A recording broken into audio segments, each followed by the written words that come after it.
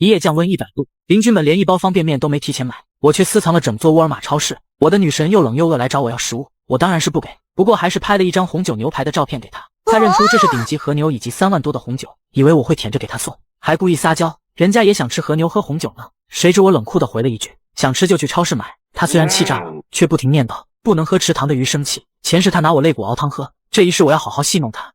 距离全球冰封还有1个月的时间，当务之急我必须囤积足够的物资，在末世来临之时安全活下来，并且报复那些人渣。所以如果条件允许，精良的武器也要搞到手。这时我突然眼睛一痛，不料下一刻我竟拥有了能存放海量物资的异能空间。正好我的工作乃是沃尔玛超市仓库主管，要是能借机搬空它进入异能空间，岂不是10辈子不愁吃喝？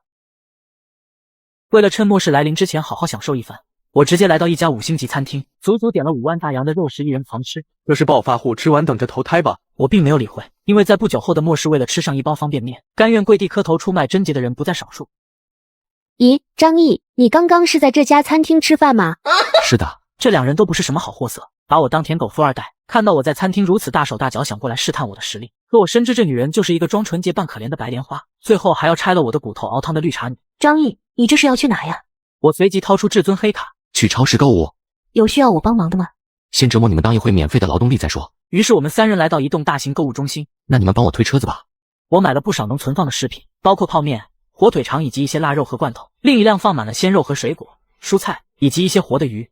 3辆购物车被我塞得满满的。张毅，这么多东西得多少人吃啊？你是不是有什么活动没有告诉我呀？世界末日即将降临，我多囤点东西过日子。哎呀，不想说就算了嘛，开这种玩笑干嘛？我说的都是大实话，不过他们根本不相信。只是人家今天帮了你这么大的忙，回头你可得请我吃饭哦。好啊，不过最近我比较忙，没什么空，下个月吧。林采宁瞬间黑脸，你一个大男人买东西怎么光拿不出力啊？手头这么宽裕，没想到是一个小气鬼。方雨晴闻言连忙打白脸。采宁，咱们都是好朋友，谈钱多伤感情啊。我这人说话不过脑子，你别往心里去。我深知这2女拜金的小心思，呵呵，我当然不会介意。采购物资完毕后，一路回到家中小区，我光明正大从小区大门走了进去。小张啊，这么多东西你也吃不完，分给林大妈一点怎么样？可以啊，你是现金还是扫码支付？臭小子，你好大的架子，孝敬一下我怎么了？看你那活不起的样子，我可是居委会的干部，一毛不拔，我看你以后怎么在这里混。张毅，别忘了要请客哦。我随便敷衍过去就将门关上，然后我将所有物资全部收进异能空间之中。药品这种东西可以托人拿到，而取暖必须用壁炉，还要加装绝缘隔热层，防御要打造无法攻破的钢铁壁垒，唯独只有枪械类武器很难搞到手。不过想了想，距离末世还有1个月时间，在这期间只要能搞到钱，就一定有办法搞定难题。第2天早上，我将昨天存放异能空间的鱼和肉类拿出来时，却发现鱼已经嘎了，但是新鲜程度并没有变质。随即我立马掏出手机拨通号码。你好，我要订500桌酒席的事情，你们这边有问题吗？经理心头一惊，这种事情他们酒店开业以来还是第一次遇到。张先生，500桌酒席可得上百万，我们会马上为您准备，不过需要您提前打20万定金过来。这个没问题，账号发过来，我给你们转账。挂断电话后，我丝毫没有在意这些钱，毕竟钱到1个月后就会成为废纸，现在买到必须的物资才是要紧事。随后我来到银行抵押完爸妈留下的房子后，银行卡余额飙升至600万。这下子去掉买酒席花掉了100多万，我手里还有500万左右，重新装修房子应该是够了。不过我还需要大量的购买药品、武器，这些钱未必够。就在我犯难的时候，恰好被一位黑心高利贷中介盯上来送钱。哥们，是不是需要用钱啊？我内心窃喜不已。是啊，我家里的生意急需资金周转，可是银行那边……是啊，现在这银行借钱可是严着呢。不过兄弟，如果你急需用钱的话，我倒是可以帮你这个忙。你真的行吗？我可是需要好几百万呢。我们公司专门做的就是救人于水火之中的业务，只要你需要用钱，找我们就没错。我需要500万，只要你们能帮我度过这个难关，我保证最多3个月就可以把钱还回来。走吧，这件事情咱们到公司里面去慢慢谈。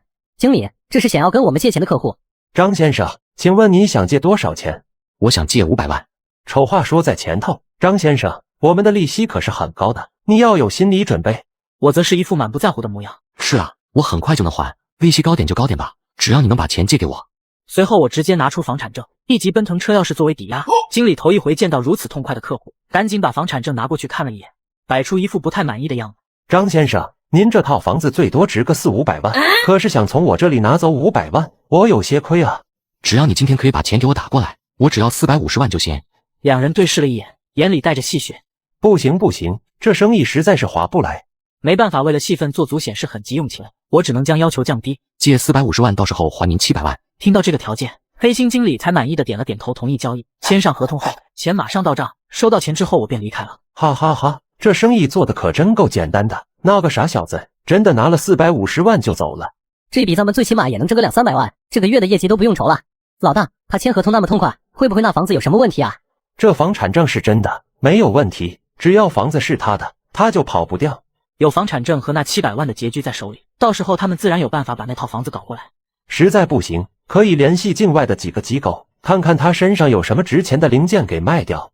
咱们可从来不做亏本的买卖。我却是邪魅一笑，深知两人的小套路。他们都是好人呐，白白送钱给我花。如今距离全球冰封仅剩1个月，到死这2头猪都讨不回这笔债了。看着银行卡余额中的900万，这下有足够打造安全屋的资本了。随即我来到华国最大的安保公司战龙安保，据说在前世，他们曾为地产大亨的儿子打造了一价值10亿美金的顶级安全屋，即使是在末世，那名富二代也能凭借安全屋过得十分潇洒。不久之后，一名壮汉就走了进来。先生你好，我叫吴怀仁，是业务部的经理，请问您有什么需要我们做的吗？我需要你们为我打造一个安全屋，那种可以抵挡世界末日的最高级别安全屋。吴怀仁闻言，眼神顿时变得认真起来。张先生，我们战龙是世界一流的安保公司，您的要求我们肯定能够满足。如果我要求你们在24楼的高度把一个房屋整体改造，你们能做得到吗？这一点当然没有问题，我们战龙可是世界顶级的安保公司，以我们的技术，完全可以做到您要求的这一点。听到吴怀仁这么一说，我的心里面也有了打算。我们公司的服务都是私人定制，您可以在里面挑选自己需要的业务，并且上面有相应的标价。这上面绝对都是世界一流的设计，航空材料全无加固，阳台改用最高强度防弹玻璃，风系统、监控系统、房门加固一系列装置全部勾选。如果按照这份图纸改造的话，我的屋子绝对可以打造成一个无人能入侵的铁乌龟。只要加上武器，这简直就是一座堡垒啊！你对堡垒还有研究吗？我当初在国外当过雇佣兵，对于这些军武方面的知识了如指掌。他的这句话让我眼前一亮。那你有办法搞到枪吗？这一句话让吴怀仁的表情也变得严肃了起来。张先生，你应该明白，从原则上来讲，那种东西是不允许私人持有的。你是不是遇到了什么可怕的仇家，所以让你这么害怕？没错，我得罪了一些道上的人，他们出手非常狠辣，而且手里面有枪。我就想着能不能也搞点枪来防身，不然只能躲在屋子里挨打，也不是个事啊。张先生，这种事情恐怕我帮不到你，我们是正规的公司。我搞的这个安全屋项目得花上800多万，要是后面我还是出了问题，对于你们公司的影响也不太好。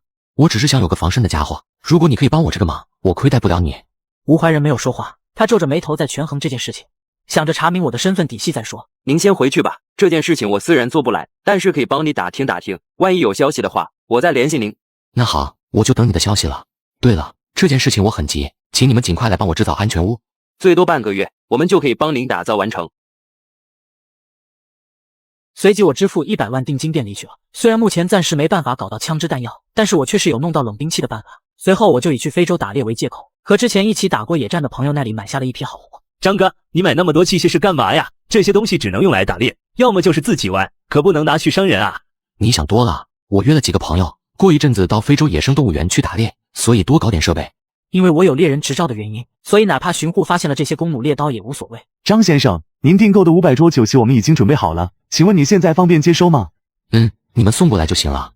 当我停好车回到小区门口时，却发现鸿福大酒店给我送餐的卡车司机和门口保安尤大叔吵了起来。你们是过来做什么的？酒店经理说明了情况，不过尤大叔还是坚持要让业主过来才能给开门。尤大叔，这些是给我送餐的，让他们进来吧。尤大叔满脸惊讶。送餐的吗？你吃的什么东西？要10几辆车来送。周围的邻居们听说是餐车，也是一片哗然。好家伙，这最起码得有几百桌吧？难不成张一家里面有什么事要摆酒席吗？他会不会是要结婚了？但是几百桌也太吓人了吧！你看清楚了，那可是鸿福天下5星级大酒店，在那里订了几百桌，少说也得100来万。我的妈呀，一顿酒席就能花上100来万，张毅真是深藏不露。以前只知道他们家底子不错，现在看来怕是个大富豪啊。路边的方雨晴看到这一幕，更是抿了抿嘴唇，坚定了自己拿下我的决心。他主动朝着我走了过来。张毅，家里面最近在忙什么呀？买了那么多东西。我并没有理他，当即就让卡车司机将餐全部搬进地下仓库。事先我已经和物业打好招呼，租用一段时间，不多时500装100万酒席全部送到，签收完毕。使用异能空间将这些美食收入囊中，这样即便是在寒冷的末世，我也可以随时享用丰盛大餐，后辈子的口福算是圆满了。这时口袋里的手机突然响了起来。张先生什么时候方便开始工作？明天就可以过来了。次日，战龙集团的施工人员很快上门，周围不少邻居看到这一幕，眼睛里也满是好奇。这张毅最近是不是吃错什么药了？怎么老是整那么多幺蛾子？就是啊，前几天我在超市还看到他买了3手推车的吃的呢。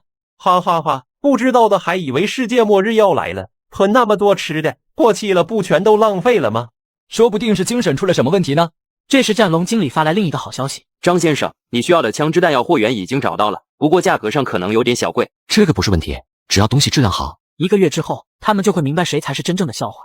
随即我又求助华南仓库的周经理，利用他姐夫是医药集团副总裁的关系，采购大量特效药。本来周海润一开始还有所防备，可听到我愿意给双倍的价格，周海润立刻就憋不住了。好的，明天一定给你送过来。周经理太感谢了，我现在就去给你汇款。离开办公室，我再次来到物业地下仓库。这时无论是食物还是各种生活物资应有尽有，供养上千人几个月都不成问题，更何况只有我一人，下辈子挺过末世足矣。不过以防万一，在末世来临前必须搬空这里。谢谢你周鹏，不过我那天晚上刚好约了朋友，真是不巧呢。很显然，方雨晴对周鹏这种男人并不感冒，一心只想吊着我的方雨晴拒绝了周鹏的邀约。周鹏为了转移自己的尴尬，他朝着我走来。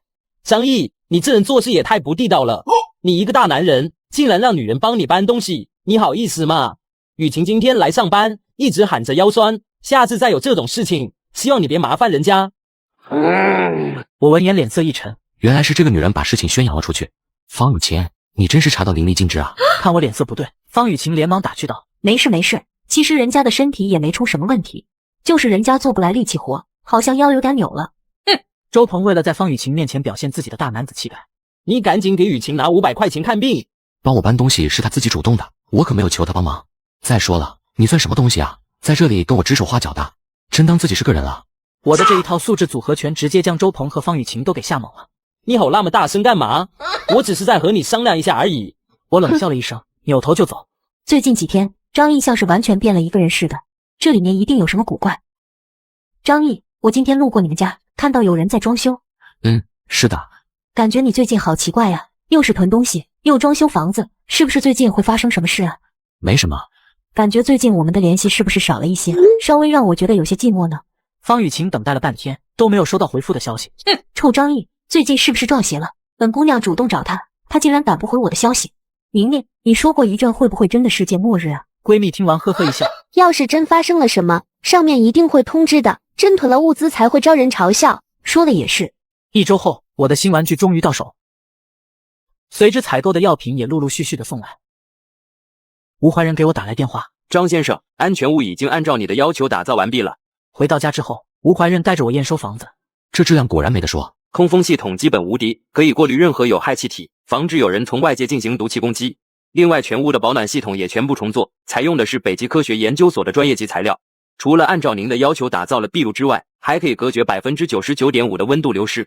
说到这里，吴怀仁还冲我神秘的一笑。另外，为了保障您的安全，我们在整栋楼都做了监控系统，一共300个摄像头，可以让您监控整栋楼每一个楼层。我对于这座末日安全屋非常的满意，恐怕除非是携带重武器的军队，否则没有人可以强行闯入我的家中。就算是整栋楼倒塌了，恐怕我的房间也不会出现任何问题。我对你们打造的安全屋很满意。他拿出文件请我签了字。如果没有问题的话，请您在3个月之内付清我们的尾款。一定。等吴怀仁走后，这个尾款我是不可能付出去了。想到自己只花了100万的定金，就白嫖了一座价值近1000万的安全屋，实在是太爽了。这时突然电话响起，张先生，您订购的100桶饮用水到楼下了，请您收一下货。好的，我去。我怎么把这么重要的东西都能忘了呢？寒冰末日来临之后，虽然外面天寒地冻，可以通过凿冰的方式来获取水源，但是到时候外面普遍都是零下60-70度，而且出门就意味着可能会有危险。快递小哥的速度果然给力。张毅这孩子是不是有什么毛病啊？前几天他们家装修，我看到不少人抬着起码10几厘米厚的钢板，可能是脑子坏了，学人家电影里面搞什么安全屋呢？现在又买了那么多水桶，他不会以为天海市以后会成沙漠吧？天海市可是靠近海边呀，怎么会缺水？看门的尤大叔朝我走来，小张呀，你买那么多水桶到底是干嘛？需要我帮忙吗？我看着热心的尤大叔，回忆起前世冰封到来的时候，尤大叔把自己仅存的食物给了一对即将饿死的母女，自己却丢了性命，也算是这个小区为数不多的热心人了。尤大叔，今年气温有些反常，我有内部消息，这个冬天很不好过。为了以防万一，你最好也多囤点吃的喝的，免得到时候物资涨价。小张，真的假的？消息靠谱吗？你看看，我都准备了这么多东西了，你可以囤点泡面和矿泉水，这些东西也不怕买的多。何得，我自己一个人住，屯点倒是也不碍事。不过一旁的汤大爷闻言，朝着我走了过来。小张啊，你可千万别到处说这种话。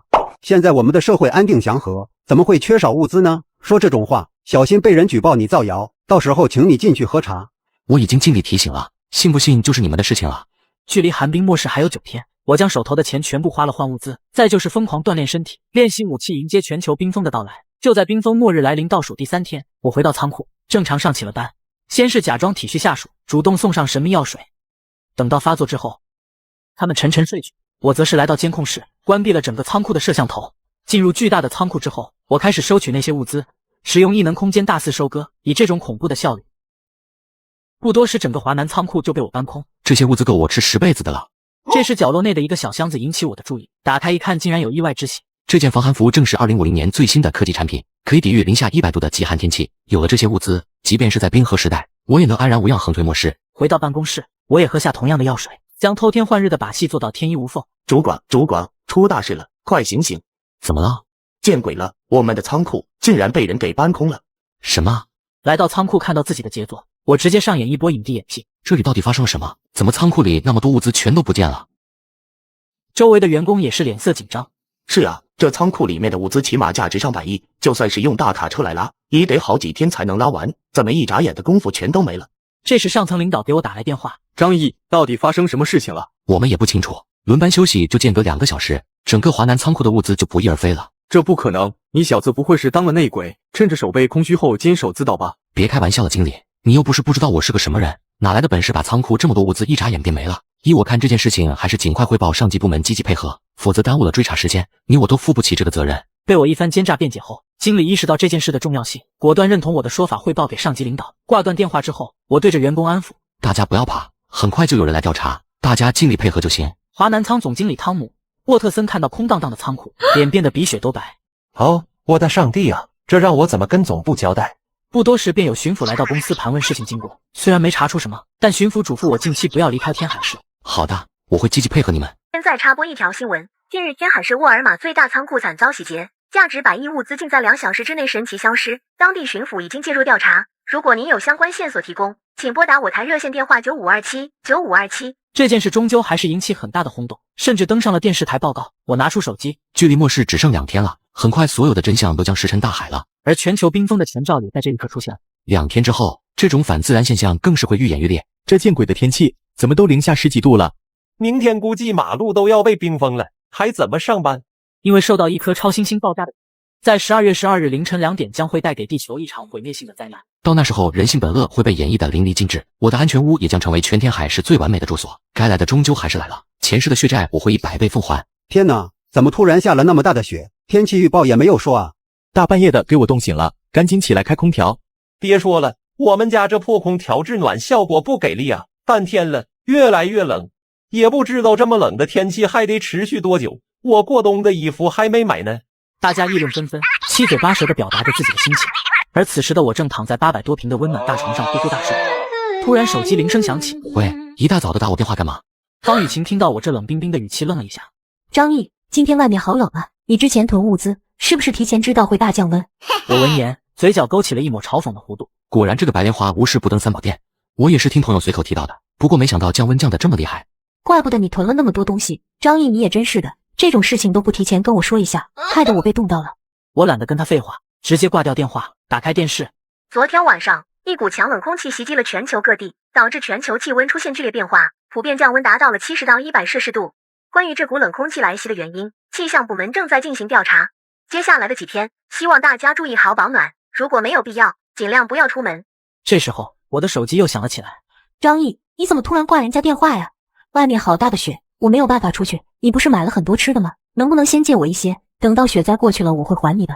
前世我就是被这个白莲花迷惑，把自己家里的吃的给了他，到了最后，他竟然把我给害了，还要挖掉我的肋骨熬汤喝。这一世，我只想好好的戏弄他。你早说呀，我家里囤的东西都吃的差不多了。你瞧，今天早上刚煎的牛排。说完之后，还对着桌上的牛排、红酒拍了一张照片给他看。真好啊，人家也想吃牛排，喝红酒呢。想吃就去超市买。方雨晴看到这条消息之后，脸色顿时一僵。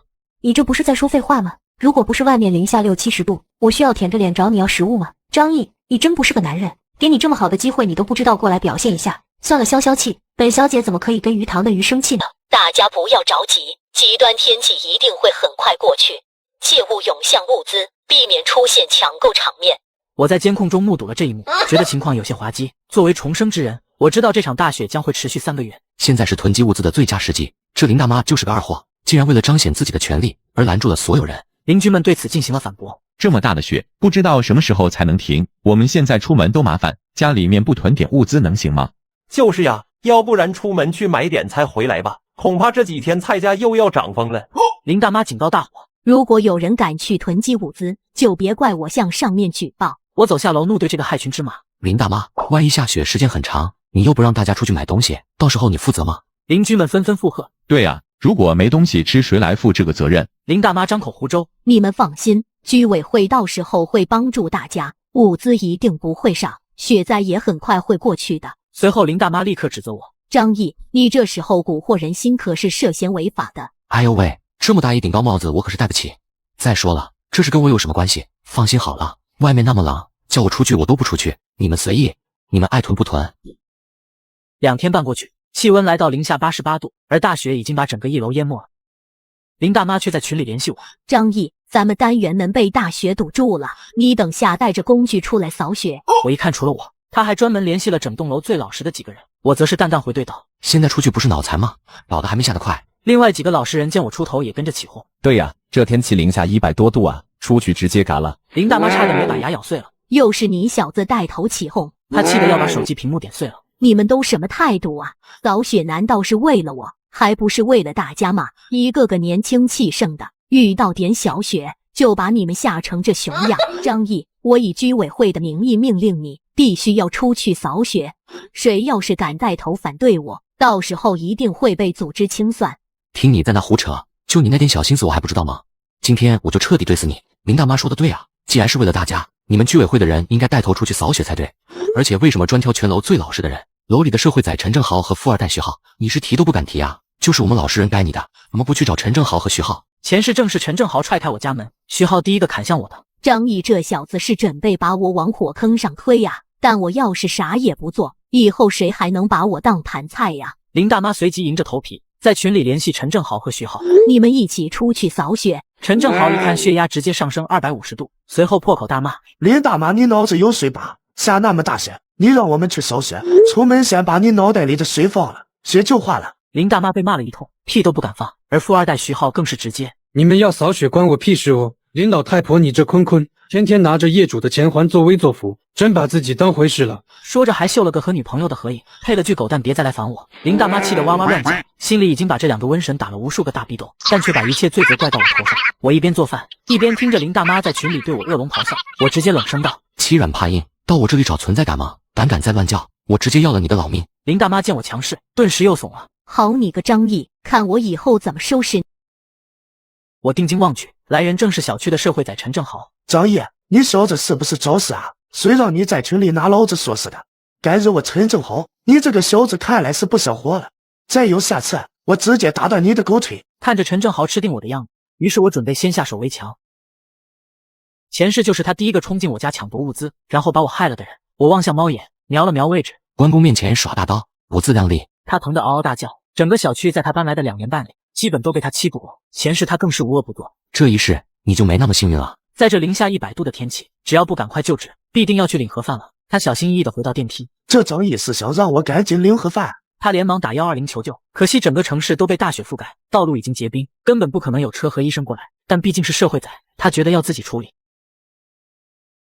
张毅，老子一定要嘎了你！陈正豪拿出手机，在业主群撂下狠话：张毅，你给我等着，不弄干你，我就跟坤坤姓！我嘴角微微上扬，霸气回怼道：再敢惹我，下次别怪我不客气。这一幕把业主群的人都惊呆了，他们很难想象社会仔会挨揍。陈正豪气得打电话摇人：能传气的，现在立刻马上到我家集合，把家伙事都带上。随即小弟们冒着零下100度低温过来了。那臭小子在2001弄下来，我要好好伺候他。放心，豪哥，交给我们。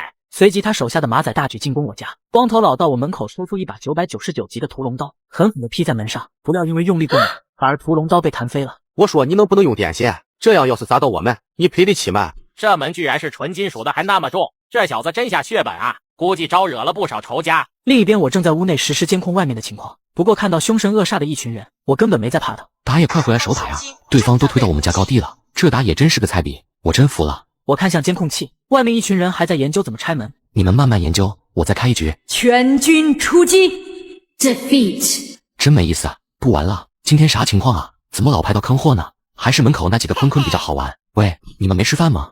用力砸呀！随即我来到厨房接通一根水管。既然你们火气那么大，那我就免费送你们一个冷静套餐。混混们看到我从门洞探出来的水管，只觉得好笑。不料下一刻，我操，好冷，冻死我了！别浇了，大哥别浇了。那些小卡拉米被我浇了个透心凉之后，一个个都被冻得嘴唇发紫。我们再不走，就真回不去了。兄弟们撤！看着屏幕中这群凶神恶煞的一群人，灰溜溜的跑了。就你们这点伎俩，也敢跟我斗？那个小兔崽子呢？你们把他抓回来了没有？那个张毅太过阴险了，竟然用水管子射我们，根本受不了啊！对啊，他们家的门不知道有多厚，我们砸了半天也只掉了一点漆而已。陈正豪听完之后，眉头深深皱了起来。看样子想要强攻有些困难。不过很快他就冷笑了起来。没关系，他们家就算是个天王吧，也总会有破绽的。而且我就不相信他能一辈子待在家里不出来。你们几个人就在附近守着，只要他一出门，立刻就把他给我打死。没错，只要他敢出来，我就给他卸成79块。由大叔回去吧，别冻坏了。站在阳台的我看到这一幕，也仅是轻轻叹息。看来人类已经意识到根本没办法和这种级别的天灾抗衡。据报道，米国因对雪灾防控不力，已经有2亿人受灾，2000万人因此丧命。而华夏正在将目光投向圣境，希望官方能运筹帷幄。这场雪灾的规模、持续时间根本不能用常理来解释，所以依我看，外界还是太乐观了。此刻电视里播报各国雪灾情况，官方依然是一副运筹帷幄的态度。大家都看到新闻了吧？我们华夏有力量，完全可以应对这次雪灾。不要紧张，一切问题都会迎刃而解。如果谁家里需要物资的，大家有能力的都尽量帮助一下。毕竟这次雪灾很快就会过去，没必要囤积物资。这场雪灾是你们无法想象的。就在这时，我的手机响了起来。张毅，你没事吧？我眉头挑了挑。我好着呢。那就好。有了上一世的经历，我深知他一定没憋什么好屁，毕竟他们根本没囤什么物资。然而接下来方雨晴就暴露无遗，回头人家请你吃饭哦。善良的我直接拒绝，并拍了一张龙虾的照片给他。你要请我吃饭吗？很不凑巧，我已经吃过了。你看，此刻的方雨晴那叫一个气啊！臭张毅，你什么意思啊？故意气我是不是？闺蜜林采宁见状仍不死心。俗话说得好，有卧龙的地方必定有凤雏。你们这组合真是绿茶配白莲，一路货色。连这么点东西都舍不得，我看你对我们家雨晴根本就不是真心的。然而我却压根不理他，于是我直接打出最堵人的2个字回复：呵呵。林采宁看到这个呵呵2个字，顿时气得不行。特么的，我说这么多，你就给我回了2个字，呵呵。雨晴，你一定要把张毅在你鱼塘的舔狗排名下调10位，不，100位、1000位，气死我了！这个张毅不开窍，咱们在鱼塘里换一个忠实的沸羊羊来使坏吧。方雨晴立刻装成满脸羞涩的模样，给周鹏打去电话。喂，是周鹏吗？人家有点事情想要拜托你一下下。仅仅过去2秒半，周鹏就敲开方雨晴的家门。雨晴，这里面都是你喜欢吃的。方雨晴见状，养鱼技能直接拉满。谢谢你，周鹏，你人真好。雨晴，你想要我干啥？只需要一句话，你是知道的。为了你，我什么都可以做。周鹏走后，方雨晴瞬间变脸。就你那熊样，还敢对我有想法？差不多是时候了，好戏也要开始了。只听啪嗒一声，全球电力停止供电，邻居们纷纷跑到楼道抱怨。零下100度停水停电，我们该怎么办啊？连给孩子冲奶粉的热水都没有了。有关部门这时候怎么不出来管一管啊？再继续这样子下去，恐怕是要出人命的。所有人你一言我一语在楼道里讨论接下来的对策。刚吃完2次饭鸡腿，听到他们对话。现在指望谁都没有用，还好重生的我准备了发电机。在这末世，我家却灯火通明。另一边，林大妈裹着被子瑟瑟发抖。区区雪灾为啥会全国停电呢？此时群里的气氛非常凝重。据说这次的雪灾是万年一遇，很有可能会迎来一场生物大灭绝。得到消息的林大妈一脸惊讶，此刻她灵机一动，趁着现在小区里的人还不知道这个消息，先把邻居们的食物骗过来再说，哪怕害了所有人，我也必须保护好我的家人。于是林大妈借着官方的名头狐假虎威。各位，灾难只是暂时的，外面天气太过寒冷，断水和断电并不奇怪。放心，已经有工作人员在进行抢修了。官方已经下达了通知，在这种非常时候，将由我们居委会对小区业主进行统一管理。希望大家配合我们的工作，如果有谁不配合的话，造成严重后果，事后统一排队进去踩缝纫机。陈正豪看到消息不屑一顾，这老家伙屁事不干，就知道发号施令。打完游戏的我看了看林大妈发来的信息，这老大妈竟然敢欺骗隐瞒雪灾的持续时间，开始收集每一家的物资。我冷笑了起来，又是这个套路，收集是真的，分配是万万不可能的。本不想搭理这个老家伙，却不料被他盯上了。小张啊，你在仓库那边工作，平日里家里肯定放着不少吃的喝的，对吧？我还记得上次你可是买了3大车的东西呢。现在大家遇到了麻烦，到了你发挥精神的时候了。你放心，等到雪灾一过去，我们肯定会还给你，大家还会念你的好。我呸！前世就是他带头哄骗大家，我物资刚交出去，邻居们就上门抢了。太好了，林大妈，我食物刚好全吃完了，你收集到记得分我点哦。林大妈气得在屋子里当场就骂了起来。我呸！你骗谁呢？你们家里肯定囤了不少东西。冷静冷静，张毅是大户，我们一家人都靠他了，只能骗，可不能得罪他。于是他笑眯眯地说道：小张啊，这次是组织上的命令，大妈也很为难，不服从不行啊。而且你为大家做了贡献，大家一定会记得你的好。家里真没吃的了，要不你先发挥一下带头作用，给我几包泡面也行啊。林大妈此时已经破防了，原形毕露，破口大骂：张毅是不是给你脸了？哥你好好说话不行了是吧？你敢拒缴，第一个送你进去踩缝纫机。就你一个居委会干事，平时哄哄自己就得了，还真把自己当盘菜了，是不是你今早没吃药啊？气得林大妈直接挂掉电话。该死的，看我后面怎么收拾你！林大妈灵机一动，实在不行就先哄骗小区的其他业主交出物资，到时候再联合煽动所有人一起逼迫张毅交出食物。该说不说，还真有冤大头给他上供，果然老实人永远最吃亏。在这零下100度天气里，普通人家最多只能1礼拜。果不其然，2天半后，这些老实人在群里联系林大妈。林大妈，你说好的物资拿走之后统一分配吗？我们家的东西都吃完了，这都2天了，你给我们拿一些吧。对啊，说好的统一分配，让大家都有东西吃呢。被一番质问的林大妈还在沾沾自喜。老娘辛辛苦苦靠本事骗来的物资，怎么可能还分给你们？此时林大妈的电话响了起来。有这群白痴还给我打电话，我就是不接，看你们能拿我怎么样。等到林大妈拿起手机时，瞬间倒吸一口凉气。卧槽，居然是社会在陈正豪打来的。原来是陈正豪知道了林大妈骗业主物资的事情。林大妈还想着怎么安抚对方时，陈正豪却张口就骂：老太婆好手段啊！邻居们的食物你也敢骗？给你2.5秒，立刻把所有物资拿到我这里来。我老陈家缺物资了，否则我屋里这几十号人就亲自去你家治铁了。林大妈吓得脸色惨白，还没缓过来的她就见到陈正豪带着小弟们杀上门来。陈正豪见面直接给林大妈刷了666个大逼斗。你想干什么？我警告你，千万不要乱来，我可是居委会的干事。让你来大家买物资，让你呼救雪灾2天就过去。我在家里吃着砂糖橘，通过监控看着现场直播，非常过瘾。哦呦，这就开始狗咬狗了呀！我当即灵光乍现，如果我把这里发生的事情发到群里，不知道会怎么样。随即我将这个视频发到业主群里，想必业主们看到这一幕，反应一定非常精彩。此时林大妈被打倒在地，说不出话。老太婆，让你哄骗邻居们的物资，老子这是提前行动，给我收，所有吃的喝的咱们都拿走，这都是邻居们辛辛苦苦攒下来了，可不能便宜了他。混混们乐开了花。老大，你放心，我们大学主修的就是打杂专业。随后他们翻出很多食物。此时地上的林大妈苦苦哀求：你们不能把东西都拿走，那还有我们家自己囤的东西，你们都拿走了，我们一家人还怎么活啊？对于陈正豪而言，根本不会有半点同情心。干老子屁事，给我滚！说完，一群人带着所有食物离开了。业主们看到视频当中，林大妈家被陈正豪带人砸破，骗来的物资都被抢走了，所有人顿时就高兴起来了。哈哈哈，大骗子，活该！豪哥威武啊！对付这种人，就该用雷霆手段。这就是骗子的代价。嘻嘻，偷鸡不成蚀把米，真是笑死人了。全程看完的我知道，此时的法律已经失效了，可这些人却丝毫没意识到问题关键所在。陈正豪今天能抢林大妈，明天就可以光明正大的抢你们的，但可惜跟我没什么太大关系。突然林大妈的消息再次响起，竟是在群里求救。谁家里有应急的药品？我知道之前的事情是我做的不对，可是我的家人是无辜的啊。此时的林大妈在群里赔礼道歉，恳求业主们帮忙。谁知道这一次又是真的假的？凭什么救你？是凭你骗我们的物资，少在这里道德绑架我们。千错万错都是我的错，我给你们赔礼道歉了。就在这个时候，一个叫周可儿的女人发来了消息，让我给孩子看看吧。许久之后，周可儿医生才在群里发了一条消息：我已经暂时帮林小虎止住了伤势，但只是紧急处理，维持不了多久，之后必须到医院去做手术才能活下去。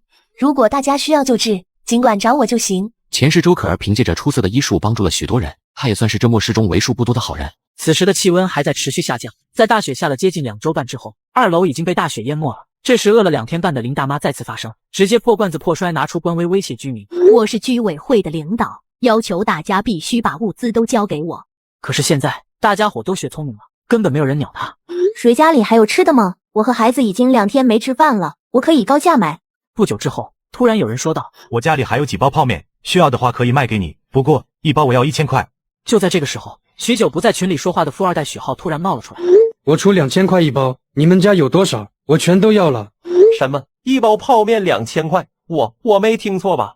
喂，你们不要这个样子哄抬物价啊，我有点害怕了。不就是一场普通的雪灾，有必要这样子吗？1包泡面从早上的1000到中午的3000，再到晚上的1万，就问你买不买？看着群里的聊天记录，我深知这件事情将是一个爆发的转折点。别开玩笑了，1包泡面2000块，真以为世界末日了啊！对于徐浩想出2000收购1包泡面的消息，被利益蒙蔽的业主们瞬间炸开了锅。泡面2000一包，有多少收多少，你们别管那么多，反正我就是有钱，花钱买个安心行不？你们愿意卖就私信我，不愿意的就拉倒。不少人已经私下里面找许浩聊天，然后开始谈起了交易。你们这些可笑的行为将会在未来几天追悔莫及。根据上一世记忆，徐浩是富二代，他早就得到了消息，情况非常不妙。趁现在这帮人还不知道情况，赶紧从这群穷鬼手里把物资全换过来，等这帮人反应过来的时候，一切都晚了。这时候群里有人抗议徐浩这种垄断行为，此人正是单身宝妈谢丽梅。你怎么能这样啊？我们家一口吃的没有了，买食物是救命的。我可没有跟你抢，只不过我开价高一些，大家愿意卖给谁是他们的自由，你管得着吗？求大家帮帮我们吧，1包泡面可是我们全家救命的食物。谢丽梅的发言不禁让我冷笑。这个女人不简单，前世她带着孩子在末世下撑到最后，倘若现在有人帮助她，她会像一个吸血鬼一样，甩都甩不掉。在全球冰封的第10天后，算起来如今大部分人家的物资都应该弹尽粮绝了。我的手机响起来，臭弟弟，这么多天都不找我聊天。最近身体不好，应该是生病了。生病了吗？你是不是冻感冒了呀？这个天气一定得注意保暖。不是，我热伤风。方雨晴一脸呆滞。热伤风？你他妈在逗我吗？张毅，别开玩笑，那么冷的天怎么会热伤风啊？冷吗？啊，我屋子里有壁炉，倒是没有什么感觉。这玩意烧起来屋子里热的难受，大概是前几天坐在火堆前睡觉，不小心病了。说完，我紧接着用手机拍了一张5只烤鸡给他看。张毅哥哥家里吃的真多，好厉害！现在外面不少人都吃不上饭呢。还是你聪明，怪不得当初你买了那么多东西呢，原来早就有打算了。哎，这有什么呀？不过是运气好罢了。就你这点小心思，我还不清楚吗？真是想不明白前世的我是怎么看上这种狗走过去都想赏他2个耳光的人。张毅哥哥，能不能让我去你家里看看？好久没有见到你了，人家好想你啊。看到他这拙劣的演技，我只感觉一阵恶心，随即我直接开队。外面都零下100度了，你俩就在家好好待着吧。怎么，人家想去见见你，你都不让吗？以前每次让你上我家来，你都是各种借口，说什么咱们都是单身男女，传出去影响不好。我觉得你说的对，咱们又没有什么关系，是应该保持距离才对，省得人家说闲话。人家过去那么做也是为了你好吗？张毅哥哥，别那么小心眼嘛。行了行了，你也别跟我装什么清纯美少女。听到被我拒绝，方雨晴直接懵逼了，一瞬间方雨晴就暴露本性，破口大骂：张毅，老娘是不是给你脸了？我来找你就是你家祖坟冒青烟了，居然不懂得感激。哎呦喂，这么快就不装了吗？像你这种墙头草白莲花，就不要在我面前装清高了好吗？你真把我当成 Hello Kitty 啊？方雨晴瞬间怒气直拉满，直接挂断电话。张毅，该死的家伙，你算什么东西？你敢骂我？如果不是现在的雪灾，老娘连正眼都不会看你一眼。方雨晴在一旁疯狂输出国粹2小时，身边的林采宁冷嘲热讽：还不是因为你总觉得自己感觉良好，美若天仙，在别人眼里不过是个小丑罢了。拜托，你就不能放低姿态吗？要不然现在我们也可以享受张毅家中的那些美食，还有温暖的壁炉了。这下被人揭穿你的真实目的了吧？既要当憨憨，还想立牌坊。方雨晴听完瞬间绷不住了，他算什么东西？不就是有套房子和一些积蓄吗？我方雨晴可是要嫁入豪门，做富太太的。还有你有什么资格说我？方雨晴越说越来气，随即2人扭打在一起。这一架2人足足打了2天半。天海市官方下达通知，因全球气温急速下降，全球电力供应瘫痪，为了满足大家对于电力的需求，现每天早上8到9点恢复供电，但只能满足低功率用电需求，请大家自觉遵守。上面终于实锤了这恐怖的寒冬信息。此时的业主群却无比热闹。你们看到新闻了吗？已经开始全面停电了，网上说的都是真的。这种时候外面的人究竟在干什么呢？我家连水管都冻上了。我家里还有泡面，有没有人要？5000块1包。明明知道寒冬末世已经来临，却还是拿物资去换钱。都啥时候了，还敢卖物资，好样的！而这时那2位仙女也冷静下来了。实在不行的话，就冲进他家里去。我一定要在他们家生活，我不想再忍饥挨饿了。实在不行的话，把张毅给赶了也无所谓。张毅，你不仁就别怪我不义。随即方雨晴拨通沸羊羊周鹏的电话。周鹏作为一直合格的沸羊羊，在接通电话后的2.5秒就出现在了方雨晴的家门口。方雨晴见到周鹏之后，立马奥斯卡影帝上身。周鹏，张毅刚刚要轻薄我。周鹏立马觉得自己的机会来了。张毅那小子真是厕所打地铺，离死不远了。方雨晴立马上前靠近周鹏。还是周哥哥对我最好了，等会我们把他嘎了，我们一起住进去好不好？沸羊羊周鹏哪经得起这顿组合拳的威力。好，雨晴你放心，这件事情就包在我身上了。一会你俩不要出声，在一旁躲起来，这里的一切全部交给我。随后周鹏带着方雨晴就往我家走去。张毅，你在家吗？我是周鹏，咱俩属于同一个公司，我能拿矿泉水换你点吃的吗？听到敲门声，我打开监控，看到躲在门两侧的2人，一瞬间我怒气直拉满。你们真是光屁股看天有眼无珠啊！我都没想着干你们，你们居然自己送上门来，那就怪不得我了。随即我返回厨房，拿起水管接上水龙头。忽然我看到家里的泔水还没倒掉。稍等一下，我刚好家里没水了。听见我的回话，周鹏自认为已经得逞了。没事，我现在饿得不行了，咱们又是同事，便宜别人不如便宜你了，你快点开门吧。这时我将水管沿着猫眼伸到外面，他们3人还以为这是我开门的声音，不料下一刻，这是什么东西？是热水，还在冒热气呢。周鹏则是气得不停地砸门。张毅，你要是个男人，就马上给我滚出来，老子嘎了你！不是说都快要饿死了吗？怎么还有力气要收拾我？本少爷赏你们一点残羹剩饭，难道你们不知道感恩吗？周鹏此时已经愤怒到极点，不停地拿着屠龙刀砸着门，谁知用力过猛，屠龙刀直接飞了出去。原来张毅早就发现我们了，彩宁，我们撤。只要我不主动出这个房间，我看你们在末世之下能挺多久。刚打发掉这些烦人的苍蝇之后，准备美美的睡个觉。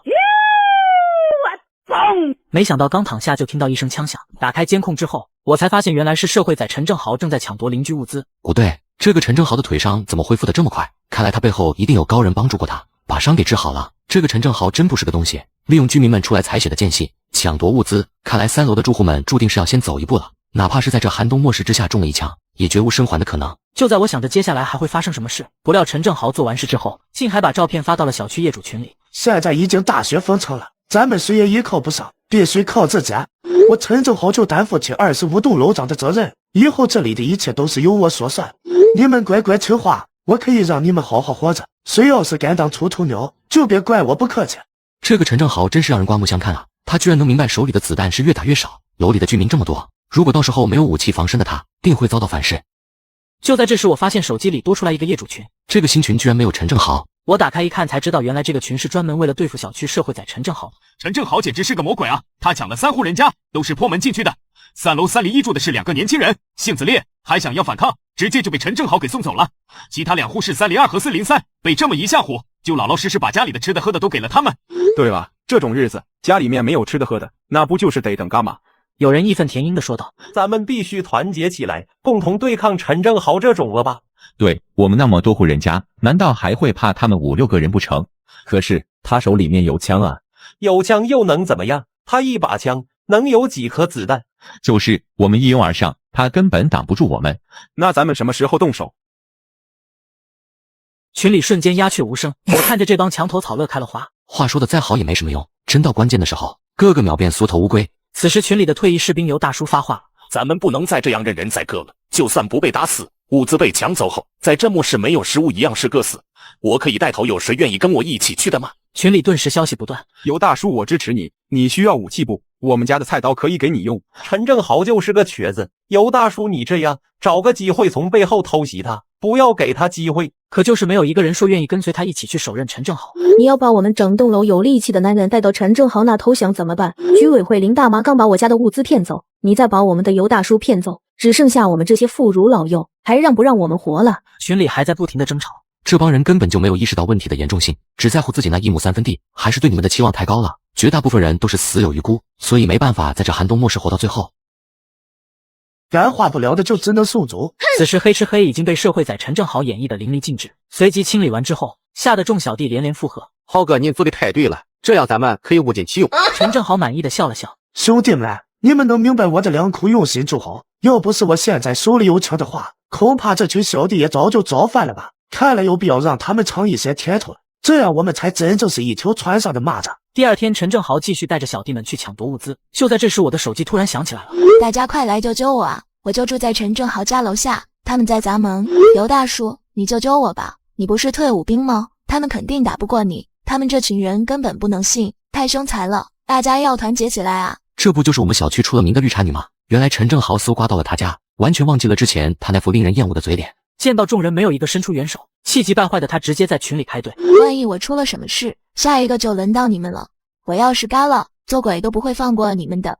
这时绿茶女家的门被火给豁开，众人纷纷幸灾乐祸。此刻方雨晴终于意识到必须住进我家里，我必须住进张毅的家里，不然早晚有一天这事就会发生在我身上。当即方雨晴就想到一个特别损的招，随即我又被莫名其妙的拉进一个群里。这时方雨晴又要开始作妖了。张毅，现在外面太危险了，陈正豪他们早晚会抢到我们身上来，我们大家必须团结在一起。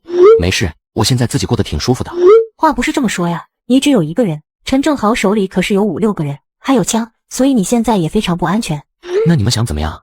现在大家分散着住，实在是太危险，所以我们决定搬到一起，这样即便是面对陈正豪也是反抗的力量。方雨晴这个提议直接把我逗笑。怎么，你们聚在一起就不怕陈正豪手里的枪了？此时群里另一个搞金融的孙志超发话了：人多一点，最起码他们会有忌惮，而且我们可以团结起来把门给封上，就不怕被他们破门了。只是现在我们欠缺的是一个好的据点。方雨晴赶忙接上：张毅，你们家有阳台，而且防盗门特别的结实，非常适合用来对抗陈正豪，所以我们希望你能够加入我们的团队，大家一起对抗陈正豪。到这里我算是听明白了，肯定是方雨晴告诉了这几个人，说我家的房子特别棒，极有可能这些人都已经知道了我家里有完美的保温系统，还有大量的食物。你们这小算盘打的真是老奶奶穿棉袄一套又一套。不出意外，我直接一口回绝。我要你们有何用？你们只会耽误我提刀的速度，我不需要，谢谢。我现在自己一个人过得非常舒服，你们想要合住的话就自己找地方吧。开什么玩笑，7、8个人挤到我家里，这时候谁是人谁是鬼都不清楚，那不等于给我带来危险吗？再说了，我张毅也不欠你们的，凭什么呀？张毅，现在大家都有生命危险，你不能目光那么短浅了，只有大家在一起，我们才能活下去。另一个群成员王明也说道：只是因为你们楼层有阳台，方便去学识，大家才选中你们家。你以为我们是占了你的便宜，实际上大家也能保护你啊。我嘴都快笑歪了。保护我吗？看大家伙没有回话，林采宁继续火力输出。张毅，好吧，我承认我们有求于你，但是你想啊，你只要让我们进入你家避难，你就可以救活7、8条生命。难道你忍心眼睁睁看着我们被陈正豪给杀死吗？我们可是那么多年的朋友邻居啊。末日之下谈什么人性？只有自己活下去才是王道。都这种时候了，大家能不能活下去都个凭本事。你们对我而言没有任何的价值，又凭什么要求我保护你们？随后我直接选择退群。此时方雨晴一帮人坐在一起瑟瑟发抖。既然张毅你不忍，就别怪我们不义。之前答应让你们住进来是看在我表弟的面子上，而且你们还承诺会说服张毅让我们住进他家里去。现在张毅根本不同意，你们说说这件事情怎么办？王姐，你听我说，张毅家里的物资真的非常充足，还安装了壁炉，只要我们能够住进他的家里，以后的日子就会非常好过。是啊，视频你们都看过了，应该明白张毅家里现在有多舒服。咱们大家努力一下，住进张毅家里去，不光能够对抗陈正豪，而且还能过上舒服的日子。可是他的态度已经摆出来了，根本不愿意让咱们住进去。这个时候，一旁戴着眼镜的孙志超说道：他这种人也太自私了，完全不顾别人的死活。对这种人，咱们也用不着太客气。我看，反正他家里面就一个人，不如咱们用点特殊的手段。我会开锁，咱们大家一起过去强行闯进去。众人纷纷附和一致同意。张毅会用水泼咱们，一会带上几把雨伞过去，我看他这会还能怎么样？太好了，只要能打开防盗门，咱们那么多人一拥而入，我看他怎么反抗。随即浩浩荡荡的一群人来到我家门口。此时的方雨晴冷冷地说道：这傻小子就除了会泼水，也没有别的手段了，一会等门开了，看我不把他的零件熬成骨头汤。我看着监控，冷笑着说道：就你们这一群不入流的小卡拉米，我家的门如果能这么简单就让你撬开，战龙安保集团就可以宣布倒闭了。老子重金打造的这扇门堪比全球最强银行金库的防盗门，还加装了88种系统，手指轻轻一按启动高压冲击系统。不料下一刻，看到这一幕，方雨晴与其他人被吓得连连后退。此时王明等人又惊又怒地骂道：张毅，你他妈还是个人吗？我们好心来和你合住，在这寒冷末世你不帮我们就算了，还嘎人，马上给老子滚出来给我们个交代。现在你们还跟我装傻，有什么用吗？好心来撬锁是吗？门外的几个人被我恐吓的声音吓到，急忙逃离此地，而我则是不慌不忙地拿出武器，填上花生米。一顿操作之下，外面的人忍着剧痛跑回住处。王敏迅速给他表弟检查伤口，这些武器上面全是铁锈，特么的张毅，你也太狠了吧！在这寒冬时刻，我们没有药品救治，只有死路一条。孙志超此刻已经被吓得脸色发白。不要啊！怎么会这样？没有抗生素药品救治的话，等下肌肤感染，我们必杠。此刻王敏朝着方雨晴走去，直接就是666个大逼斗。方雨晴，要不是你说张毅家物资多，让我们去抢，我弟弟他们会受伤吗？而且你们是不是提前就知道张毅家有武器？要不你俩怎么跑得那么快？方雨晴一脸委屈地说道：人家也不知道他家有武器，更想不到他会真的要干我们。我们之前去的时候，他只是拿泔水滋我们。此时沸羊羊周鹏看到女神被欺负，立马上前维护起来。姐，你一定是误会雨晴了，我了解他一定不是你说的那样的人，都怪那该死的张毅，我一定要亲手嘎了他。王敏看着这个不争气的弟弟，真是越看越生气。早晚有一天你会被他害死的。算了，我们都受伤了，正需要人照顾的时候，这个时候就不要意气用事了。这时候王敏恶狠狠地盯着方雨晴，还不去帮忙？好，现在只能找周医生过来帮忙了。王敏拿起手机给周医生打了过去，不出一会，周医生就来到了王敏家。周大夫，我们大家的命就全靠你了。怎么又有人中了箭伤？王敏听闻此话，连忙问道：难道以前还有人被箭伤所伤吗？没有，是之前医院的病人。周医生，那请你赶快给他们看看吧。随即周可儿简单的处理了一下伤口。他们的伤势太深了，除非有专业的设备，否则我没有完全的把握动手术。王敏泪流满面。张毅他好狠的心啊，我们也只是想抢夺你的房子，从来没想过要伤害你，现在的我们只有等他了。张毅，这不是我们小区那个阳光大男孩吗？难道这些都是他做的吗？他家的房子真有那么好吗？周医生，都已经这个时候了，你就动手去做吧，我们相信你。周可儿摇了摇头。箭矢上面都是锈迹，这样是会造成感染的。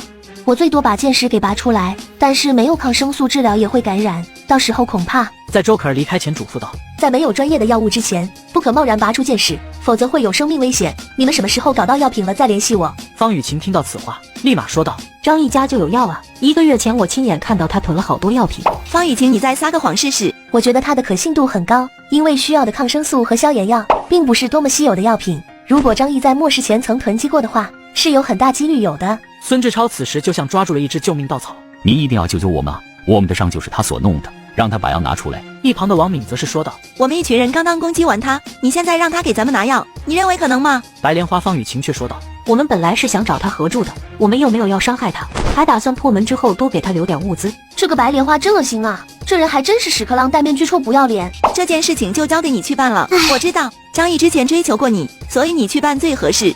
众人也都纷纷附和。雨晴，我们是一个集体对吧？这件事情就委屈你一下了，我们大家好好的活着才能保护你。我真是嘴欠，早知道就不多嘴了。现在好了，给自己挖这么大一个坑。此时的方雨晴深知在这末世之中，如果脱离组织的话，会嘎得很惨。随后方雨晴拿起手机，硬着头皮给我打了个电话。喂，有什么事情吗？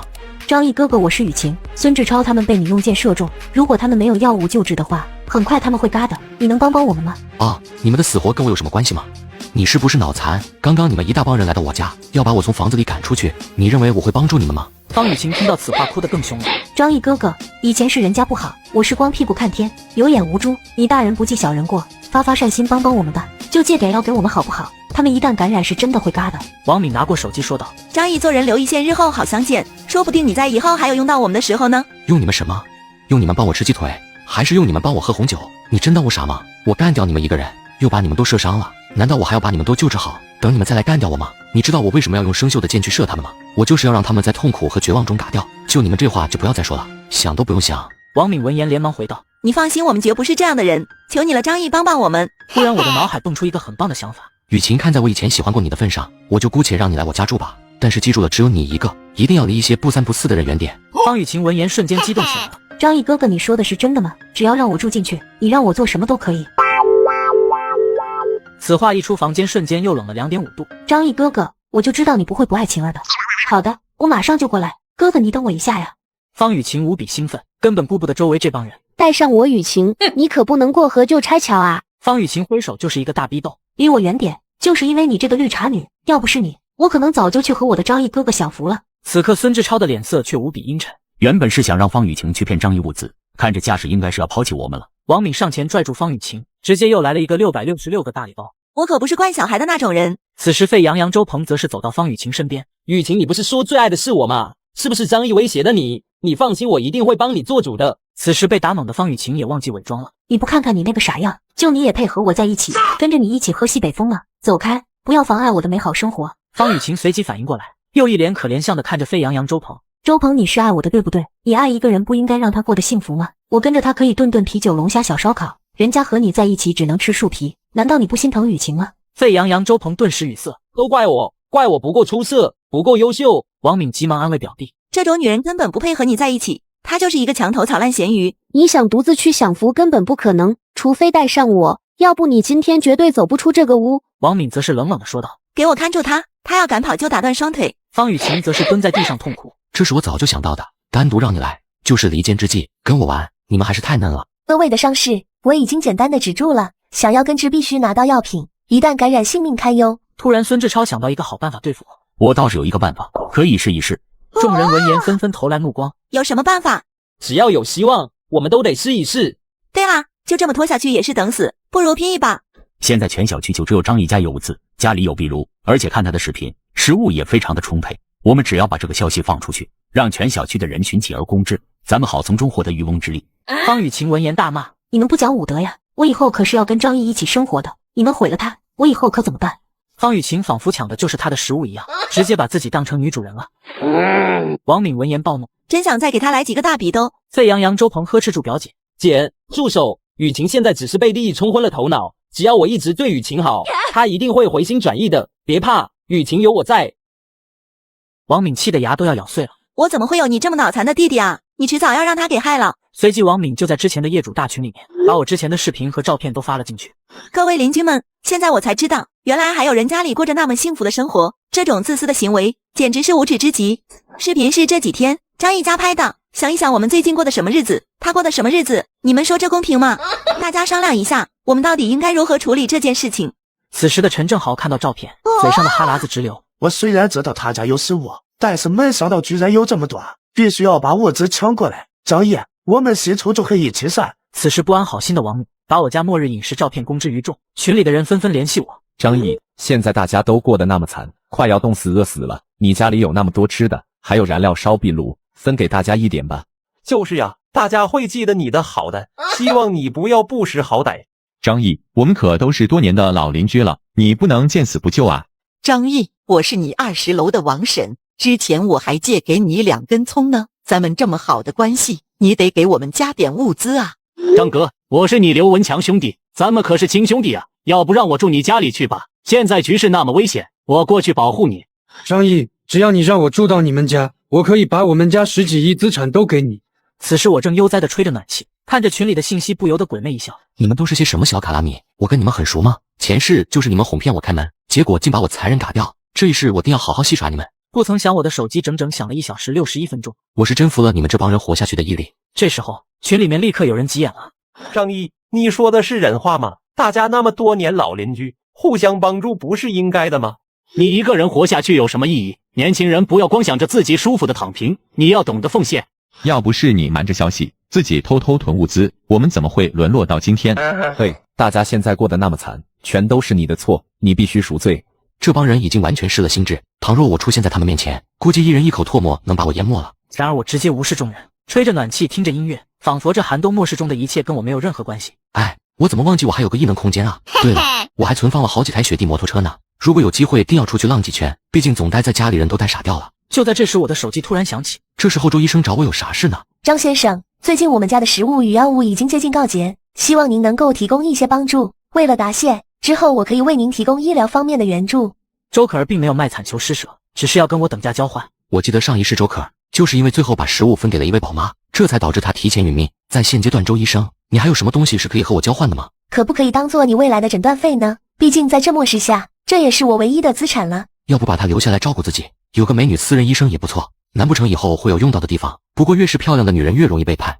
我可以给你食物与药物，但是你需要拿出更有价值的东西。此时周可儿脸部微红，也不知道这个张毅到底在想什么。我需要你提供投名状，邻居们要是有想要加害我的消息时，希望你能第一时间汇报给我，帮我监视他们的一举一动，毕竟这帮疯子随时都有可能这么干。周医生是出卖大家还是要投靠我，就看你的选择了。周可儿在权衡利弊之后，还是选择答应我。好的，我选择投靠你。我的道德与良知告诉我，不允许我做一个卑鄙的人。但是邻居们因为嫉妒而选择抢劫张毅的行为才更加恶劣。这帮邻居只想着白嫖张毅家的物资，在我看来也并不是什么正义之举。此时众人都已经在业主群骂了我25小时了。就在这时，众人已经失去耐心。张毅，你人嘎哪去了？快给我们一个答案，到底交不交你手里的物资？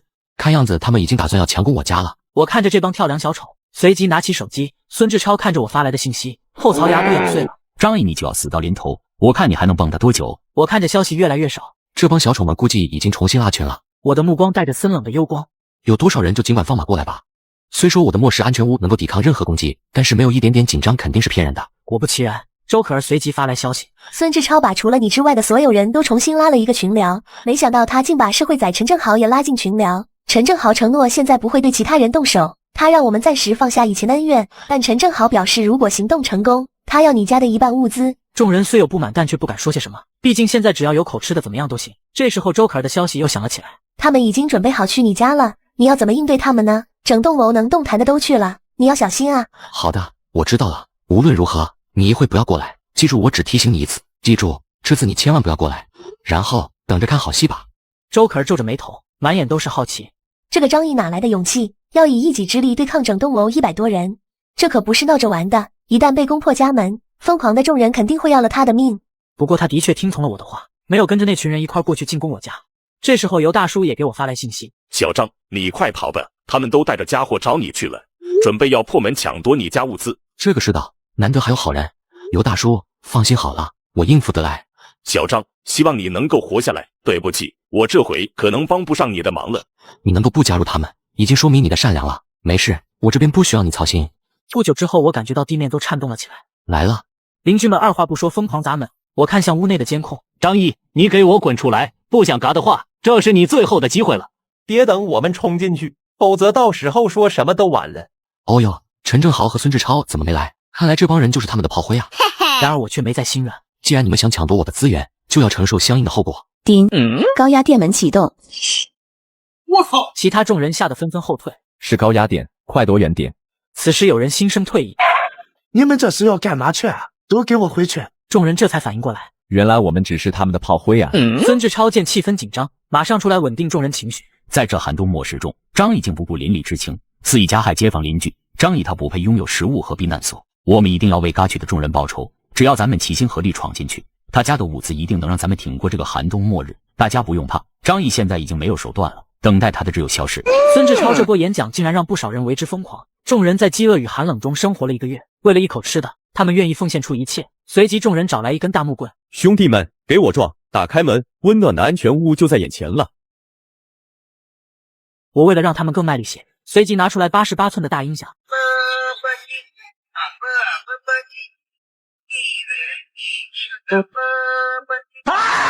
听到歌曲的众人更加愤怒。张毅，你嚣张个坤吧，马上就弄嘎你！张毅，你今天必嘎！